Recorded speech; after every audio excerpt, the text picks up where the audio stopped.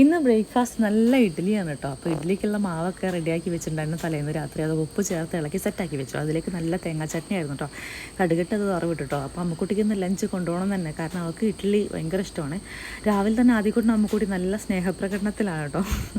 അവൻ ഉറങ്ങിടിച്ച് വരുന്നേ ഉള്ളൂ. പാലുകാച്ചിന് ശേഷം ഇന്നാണ് അടുപ്പ് കത്തിക്കുന്നത് കേട്ടോ. അതിൻ്റെ സന്തോഷം ഇന്ന് വേറെ തന്നെയല്ലേ.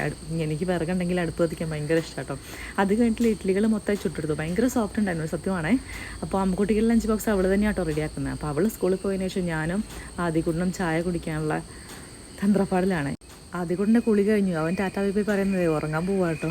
അത് കഴിഞ്ഞ് ഇന്നത്തെ സ്പെഷ്യൽ എന്താണെന്ന് നോക്കിയാലോ. അപ്പോൾ ഇരുന്ന് നല്ല മല്ലിയിട്ട് നല്ല വറ്റിച്ച് വെച്ചതുണ്ട്. അതുപോലെ തന്നെ പച്ചക്കറി ഉണ്ട് കുറച്ച്. അതുപോലെ തന്നെ അതിലെ മുളക് കിട്ടുമോ. വൈകുന്നേരം ആയപ്പോൾ സ്നാക്സിന് ചെറിയ റവ ലഡു ഉണ്ടാക്കിയിട്ടുണ്ടായിരുന്നു. നല്ലൊരു കട്ടില ഉണ്ടായിരുന്നു കേട്ടോ. നമുക്ക് പണിക്കാർക്ക് കൊടുക്കാനായിട്ട് മുട്ട ബോണ്ട ഉണ്ട്. അപ്പോൾ അതുപോലെ തന്നെ റവ ലഡു ഉണ്ടായിരുന്നു കേട്ടോ. അപ്പോൾ അതിൻ്റെ കൂടെ ഒരു ചെറിയ ഐറ്റംസ് കൂടി ഉണ്ടായിരുന്നു, നമ്മുടെ പരിപ്പ് വട കേട്ടോ.